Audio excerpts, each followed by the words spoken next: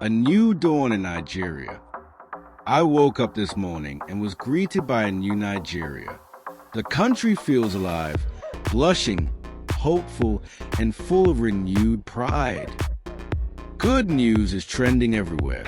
And for once, it's not about corruption or tragedy. It's about a young naval officer who stood his ground and refused to be bullied by the arrogant minister of the FCT, Mr. Kiwi.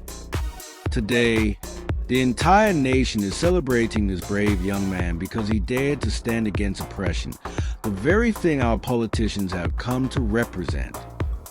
For too long, Nigerian politicians have pushed us around, silencing our voices and treating us like subjects in our own land.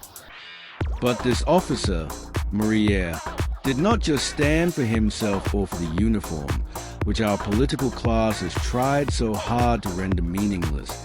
He stood for Nigeria. Maria took a stance for millions of Nigerians who have been crushed under the weight of corruption and arrogance. In that single act of defiance, he restored our dignity, gave us back our long-lost voices, and reminded us that there are still decent, courageous men in uniform who will stand tall for what is right and refuse to be bullied by the so-called mighty. Across the nation, Nigerians have united behind this young officer.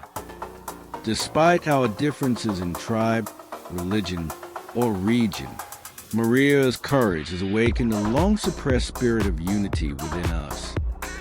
His actions have shown that we still love this country deeply and that, beneath the pain, frustration, and bitterness, we have always longed for unity. The politicians have tried to strangle that unity by dividing us, by using tribe and religion as tools of control. But the Nigerian people have now seen through the deceit. For years, the country has been reduced to a den of kidnappers, terrorists, and bandits. Our citizens slaughtered daily while those in power look away. The men and women elected to protect us and develop this nation have turned governance into a playground for greed and self-indulgence.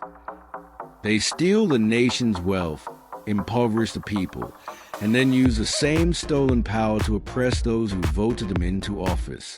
Their only concern is for themselves and their families. And when a good man dares to speak truth to power, he is silenced, sometimes forever.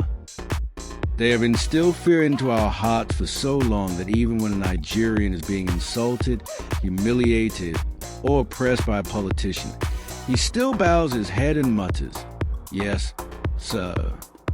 No one wants to die, so we've learned to swallow our pride and endure humiliation. But Maria's action has broken that curse. His defiance has become a renewed symbol of hope, a spark that reminds us that fear is not our destiny. And the overwhelming support Nigerians have shown him proves one thing. We have all been crying for justice, unity, and dignity. The spirit of the people has been awakened. This is not just about one officer. It's about a nation finally reclaiming its soul. This is a new day dawning in Nigeria. The military, long silent and subdued by political manipulation, has been stirred from slumber.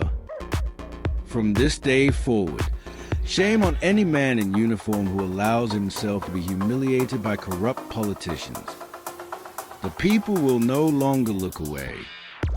If you stand by us, we will stand by you. Together, we can reclaim this country from the hands of the thieves who have destroyed it. This is our collective battle.